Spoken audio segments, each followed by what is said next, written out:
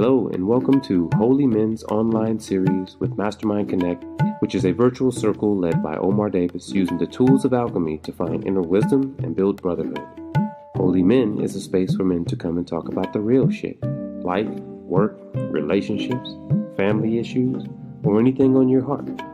In this space, we will open up the conversation to understand our perception, divine balance, our mind, our miracle body, inner wisdom, and the formations of sacred geometry. Welcome to Holy Men.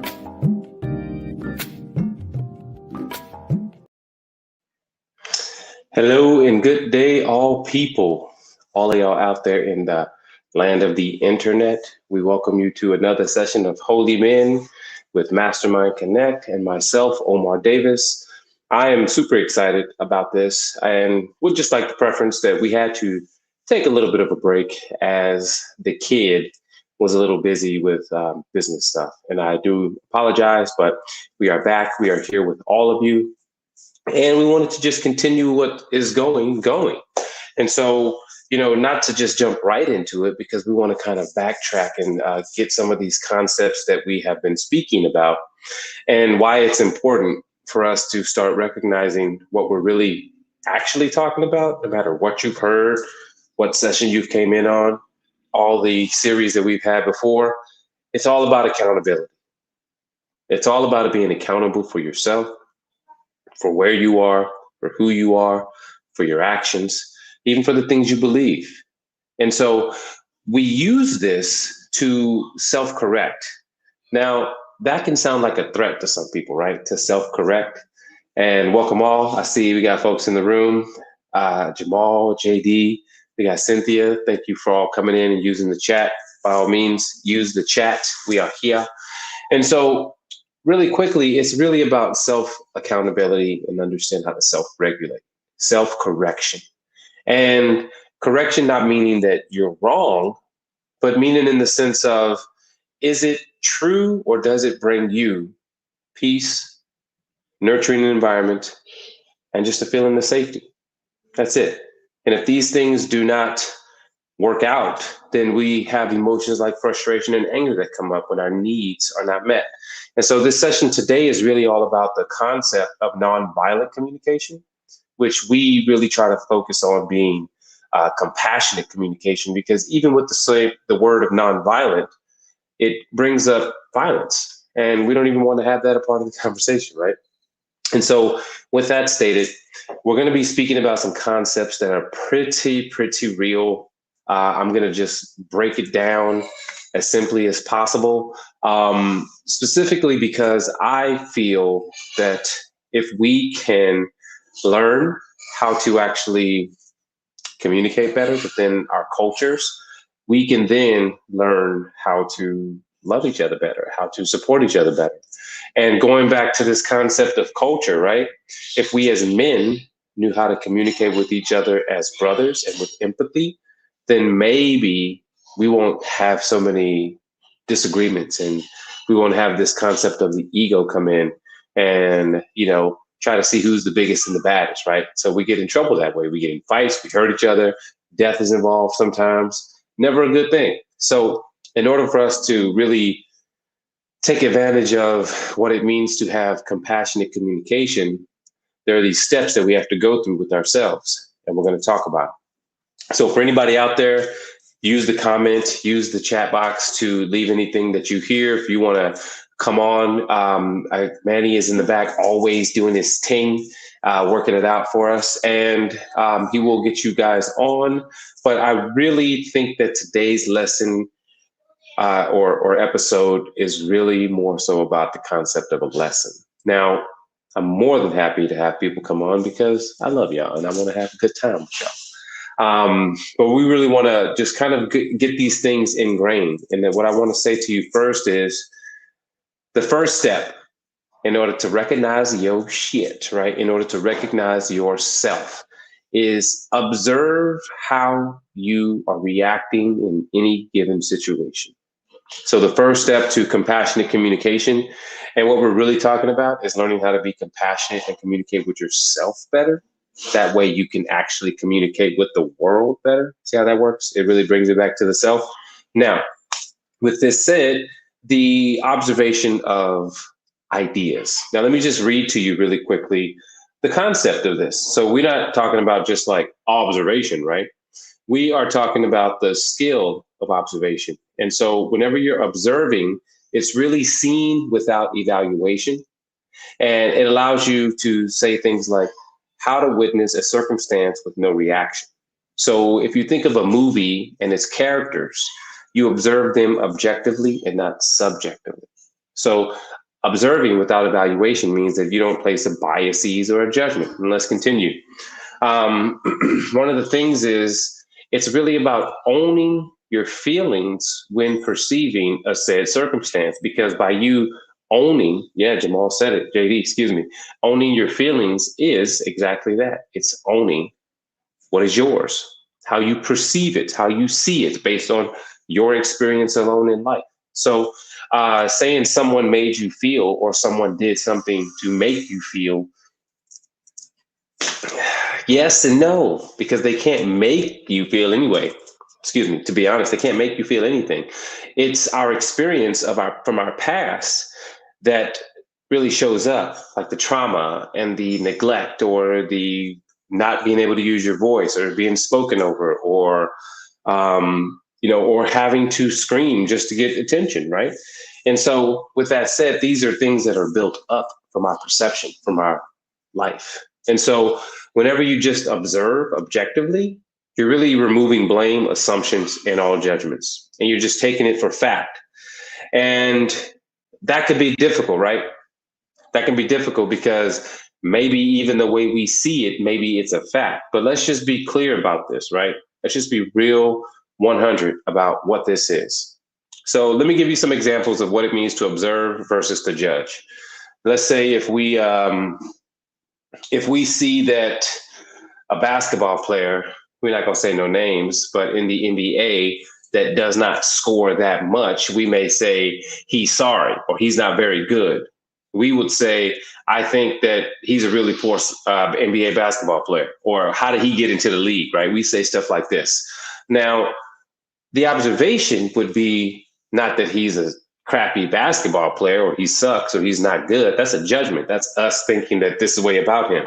But the observation is more like, yo, he ain't scored in over 30 games, my dude. Like he hasn't put one bucket up in 30 games. Now, I am observing that maybe he needs to sit on the bench because he hasn't been able to score in 30 games. We have actual evidence. It's a fact. We're not saying he sucks and he hasn't scored in 30 games. No, we never talk that way. So it's really about understanding how we are coming to the situation in the way that we see things, but also the way that we communicate things. We have been actually, let's name names, that's funny. We have been in the action of being taught to evaluate as soon as a circumstance comes up. Now, that is not a bad thing. That's not what we're saying. We're not saying that having evaluations is a negative thing. It's more about understanding that having an evaluation comes with biases and judgments, and your judgments and biases may not stand in another country or they may not exist in another place. So understanding that everybody has their own biases is one of the observations once again. Now, from there, the fact of you observing yourself is a really hard step, because that means that you need to even like express or accept some of the ways that somebody may have come at you.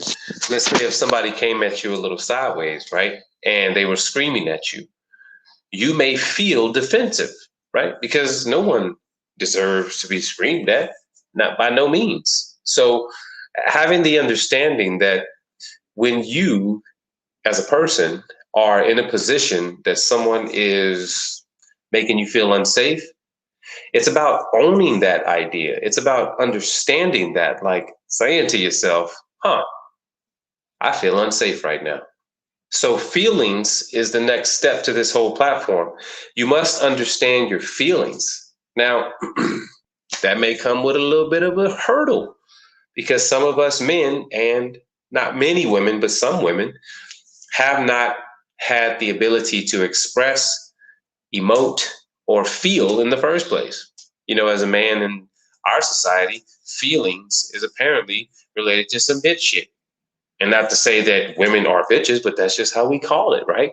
But that's all stupid and all dumb because emotions are only chemicals. And you definitely produce chemicals. If you are a male or a female, you're producing chemicals. So for you not to have emotions means that you're actually not producing chemicals, and you are. So that's stupid to think that we should not use our emotions because we're obviously making them. And that's completely valid. Now, the issue is that we need to learn how to use our feelings. We need to learn how to tune into our feelings and have even the ability to feel safe in our own feelings and validation. Now, you see, this is why this entire concept of compassionate communication is very deep and something that is more of like a whole process. I'm still learning ways to do better in my communication. And what it's shown me, especially in the feelings aspect, is I was sometimes afraid to not only acknowledge the feelings that I was feeling because it was going to make me feel like I wasn't a man, or I wasn't as strong as I thought I was, or I'm losing my shit, or all these things, right? But at the end of the day, what it came down to is whenever I started really tuning into how I was feeling, it gave me a better reference to how I was going to react. Because I got in situations where I'm just wilding out, right? But those always lead me into some trouble. Big trouble, small trouble, a little Chinatown. You know how it goes. But what that comes down to is understanding your feelings and realizing that everyone's feelings matter. Now, this is actually some of the prompts from compassionate communication, aka nonviolent communication. And I'm just going to read some of those about feelings. Everyone's feelings matter, and we must start with ourselves. Boom. See how they put that in there? Everyone's feelings matter, but you must start with yourself, period. And understand how we feel and how we react. So let's give a scenario, right? Like something one of the my corporate clients says to me the other day in a meeting. He says, us as POC, people of color, as Black folks in the corporate arena, it feels that sometimes we have to even like posture ourselves in ways that we speak and or feel, because if we feel a certain way and we come at if we speak about that feeling, it's looked at as automatic anger and contention and this person coming against my idea. But if it was a white colleague, they would actually not have the same response. It would be like, oh, I appreciate your input. And they said that it's hard for them to find a balance and to communicate when people aren't even respecting them and communicating back the same way. And I was like, okay, I get that. And I completely understand that. And that is definitely the system we're in, right? But then he said, well, then I say to him, I'm like, okay, but can we just point out one thing? Like, how does it make you feel? And from there, he was like, well, you know what? That's where I really got to get into myself. He said, I really got to get into how I was taught, like some of the things that I learned, some of the things that I believe, some of the ways that, like, this is not just a simple thing by asking me how I feel. And I'm like, exactly. You're right on point. It's not just a simple thing. It is very complex. And you definitely have to do some self-evaluation, evaluating yourself, right? But not in a sense of judgment, only in observation, observing. What is it? Do you like that? Yes, then keep it. If not, it doesn't serve you. Let's move it. Let's move it out the way. And so going back to feelings, tuning into your mind and feeling your body when you communicate. So that's a very important lesson right there. Whenever you're actually involved in communication, thinking about like, ooh, my body feel hot. Ooh, man, I'm having a little tension and pain in my left hip. I can feel my heart racing. Okay, my palms getting a little sweaty. Tuning into your body, seeing what's happening. It'll tell you, because your body ain't gonna lie. It's called the sympathetic nervous system. It's definitely gonna have a response. You just have to listen to it. And then identifying how you feel in a given situation or circumstance by saying something like, I noticed that Jim just invalidated me when I tried to talk about that project. I noticed it's making me feel like I'm not seen. And it's making me feel like a little frustrated because I don't feel I have a voice right now. And the more I'm thinking about it, it's making me upset. You see how I'm saying? So it's always referring back to it's making me, I feel versus they're making me feel. But the subject matter, the whole is making me feel, and I'm receiving it this way. And so I want to just go to one of these comments. JD says, see what's there, then do what works. Exactly. Exactly. But this is where we get into the next section. And I'm glad that that was actually a perfect transition because it comes down to needs. Whenever you recognize that you have feelings, your feelings are validated, no matter if you feel scared, afraid, fear, or empowered, courageous, courage. Doesn't matter which one, no matter which feelings you're in, they're all valid. You completely have the ability to feel whatever you want and completely be okay with that. And I respect it, however you want to do it, homie. And so when it comes down to compassionate communication, understanding your feelings is the step that you need to comprehend before even understanding the needs part, because we all have needs, literally. We all have needs and value that sustain and enrich our lives, every single one of us. And when your needs are met, let me tell you what happens. It's amazing. You literally feel happiness and peacefulness. I mean, can we get some thumbs ups for all y'all in the virtual world who there listening in the chat? Seriously, like we all have needs, and when they are met, we feel happiness and peacefulness. Now, this is another key point. When they are not, we experience uncomfortable feelings like frustration, anger, disappointment, all that. So your feelings matter. My feelings matter. Everybody's feelings matter.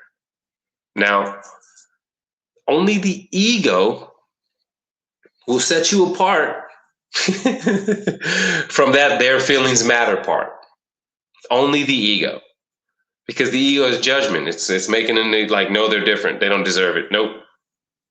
And that leads us back to the same point of division and not working to build successful communities, because we don't even know how to talk to each other.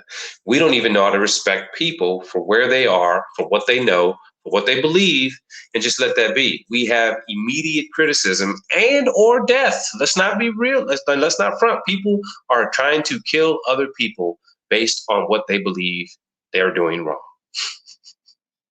It's a problem, y'all. It's a main problem. Now, with that said, listening to your body is key, Rasha says. And yes, it is key. It is the key. And not only is it the key, but it is the way that you can actually identify your needs too. By sensing your feelings, you can say, what feels nurturing to me? But this is the one key point for your feelings and understanding everyone else's as well. And I'm going to read this prompt. Understanding that we, as well as those around us, have these needs is perhaps the most important step in learning how to communicate and to live empathetically. Now, that word is empathy. Key word to all of this. It is the capstone to this entire part, like communication, evaluation, or observation. It's literally empathy. If you cannot hold empathy in your heart for yourself first, once again, accountability. If you cannot hold it for yourself first, then you cannot hold it for someone else. And FYI, empathy is a muscle because it's a point in a place in your brain that is connected to your heart, and you can use it like a muscle, just like you pump up some biceps. You got to goddamn do some biceps, okay? You got to do curls. Sorry. You got to do curls if you want them biceps to pop off. So if you want empathy to be in your life, you literally have to start using the empathetic muscle. You have to have empathy. Maybe it's not that much at first, but then you got to keep practicing empathy. And so with that said, empathy itself is a bad mother. Why? Because it helps you to understand what someone may be going through. But based on your own pain and experience, right? You can evaluate how much you've been in You can evaluate how much trauma you've experienced, how much pain you've experienced, how much love you've experienced, how much joy, how much hate, how much frustration. You can always say, well, I didn't like that. I can only imagine that you don't like that. Empathetically, must suck. And so being able to use that muscle helps us to reframe how we see people, helps us to reframe how we show up for people, and even how we listen to people. We don't listen with judgment and can't wait for them to shut the hell up so I can just jump into conversation because I'm already thinking about my response. Instead of listening to their body, listening to how they move, listening to their tone, you know, listening with more than just your ears, listening with your eyes, listening with your feelings. So, with that said, we got some good stuff that you guys, if I hope if not you taking notes, then you're gonna have to go back and watch this one and get it back, because it's this is some vital stuff. And me learning it changed everything about me. It changed my life. It changed the way I communicated with myself. It first taught me, yo, Omar, you have a very critical talk to yourself. Yo, Omar, you really talk crazy as hell to yourself.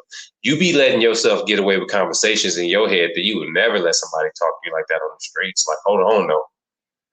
Like, what you doing? And so I started telling my ego, literally, I'd be straight up having a conversation with my ego on the subway, and I just blurt out loud, yo, ego, shut the fuck up. And people on the train, you know how people on the train be, I was like, oh, I'm sorry, I was talking to my ego. Sorry about that. And so, but that's so also one of those New York things where people will either be like, word up, or be like, you crazy. But I didn't care either way. I was having a moment with my ego. I was addressing myself. Now, with that, like JD said, empathy is a muscle bars. That's what's up. That's how we do bars all day. But with that, let's move on to the last part, which is actually, if you can't get to observation without judgment, and then understand that and learn how to see people and learn how to listen to people without interrupting and interjecting, or if you cannot get understanding how you feel in a given situation and owning your feelings and validating your feelings, and then if you cannot get to the needs part of understanding that we all have needs, but even understanding how to empathetically tune into your needs by looking at a circumstance, a situation, a person, and saying, this does or does not bring me comfort. If it does, then boom, let's place it right here. Like Jamal said, if it worked, let's put it right there. If it don't, let's go ahead and move it on out. Your body already knows how to do that. We call it feces. It removes the toxins that you don't want to keep, and it holds on to the stuff that's nutritious for you, right? The same thing goes with emotions, y'all, and circumstances. And so the last part is learning how to request things, learning how to ask for something without all those judgments that you were just processing coming out of your mouth. So for instance, this is what we do a lot of times. And I see this in every aspect of my life, whether it is in business, whether it is in relationships, kids, people I hear talking, even, well, I've been really aware of how I've been communicating. So I've been doing really well not to do this. But a lot of times it's this: we demand, request. We say, do this for me, or I need you to go there, or I need you to do this, or I need you, right? I need you to go that. Could you do this for me? Which is a proper way. But could you do this for me by tonight? What? Suddenly I got to rush and do something when I'm in a peaceful mood. I was in my PJs, I was chilling, and now all of a sudden I got to do something for you. Or in a situation at work where someone says, I need this deadline by today. Whoa, suddenly, whoa, I don't feel like I have any power. And so that's how we communicate, and that's how a lot of times it's being received. Then we go back to that concept of needs being met. You don't feel nurtured in the moment because you feel like someone's taking your power and choice away. Therefore, you cannot actually do the work properly because you're frustrated and you're mad and you're kind of upset that you're in this position. So you're having a stress response system happening called the sympathetic. We talked about it before. Also fight or flight. You may know it. But you are not in a position to rationally think and work or respond and make peace in the situation. So it needs to be understood how you're feeling and evaluate that before you make any request. Because what if you are upset? Maybe making a request while you're upset is not such a good idea. Maybe saying, you know what? I need to step away from this. I'm just going to like tune into how I feel about all this right now because I am actually feeling a way, and we'll get back. But that means I had to own my feelings, right? So with that said, whenever we make requests, instead of demanding and trying to get someone to do it by manipulating the situation by saying, I need you to do this, then it's more like, would you be willing, or I feel, and this is something that I've gotten really good at, do you have the capacity to have this conversation? Or do you have the capacity to finish this project for me? If I'm talking to my interns or to my staff, do you have the capacity to show up? Do you have the capacity to yada, yada, yada, whatever the case may be? It's more is, would you be willing to see me on this point? Or would you be willing to understand my perspective? Would you be willing to finish that by the end of the day? Are you able to understand my point? Are you able with me on this project? Are to be with me on this project? Sorry. Is it okay if you help me, if I ask for your assistance, right? Is it okay if us, me and you, can collaborate on this project? And then lastly, can you hold space for me to speak about something that may be uncomfortable? And so it's teaching us how to speak in ways that not only respects our feelings, but it also respects someone else's feelings. And from there, we can actually start to understand all those subtle microaggressions and those little subtle cultural tensions that we feel in our homes, our work environment, wherever, because I see it everywhere, even in schools. And so, yeah, and really understanding that you do have the power to have change and to inflict change and to really be a person that is like leading a group of people to communicate better. But the first thing is you have to acknowledge yourself. You have to be compassionate towards you. You have to validate your experience because maybe it was hard. Maybe it wasn't easy. Maybe you like, if since in my case, sometimes I'm like, damn, when I look back at my past, I kind of got a shit end of the stick. But if it wasn't for that shit end of the stick, to be honest, I would not be where I'm at today. And I come back to my hometown and I see that the shit end of the stick got a lot of people in the hood. Like they still there and they still thugging and they still gangsters. It's like they didn't do what I was given the privilege to do, which my mom got me out of that position. But then I had to do my own individual work. And I had to recognize that my pain, my sorrows, my suffering actually built me into the man that I am today, and I love me. So that's all it is. And I hope that you really can comprehend that this is not about being compassionate and empathetic towards the world. It's about the conversation you have with yourself first. Notice how much you judge yourself. Notice how much you criticize the work you do. When you put on something, do I look good? Like, do I look good is not believing that you look good and you need somebody else to validate that. Or how about this? How about if you are having a conversation with how you should have did something another way, instead you did it that way and look what happened and now you feel bad about it. Like, we got to just really reflect on how we have a conversation or the conversations we have with ourselves. Whenever you're able to understand that, it will change everything. For all reasons. It will change literally the neurological patterns in your brain because your brain is plastic, like we mentioned back in the other episode, and it can learn anything. It will literally change the chemistry within your body because now you're literally producing new hormones. You're not producing the same hormones that were causing toxic relations all up in here. And then on that level, you're learning new habits, skills, and traits. So now you're able to go out into the world and effect the world. However, that I still never really know how to use those two words, but you can now go and change the world. Let's do that one. And so from there, it even affects the way that your heart functions, literally. It affects the magnetic field that you have around your body, and it codes the atoms to do different things. let's go to some of these comments before we get, because we are a little bit past time. We're only going to go 30 minutes. And Rasha states, I am feeling away. Let me circle back with you. Manny Armante hears this a lot in this household. I feel that, and I'm glad he does, because that is really important.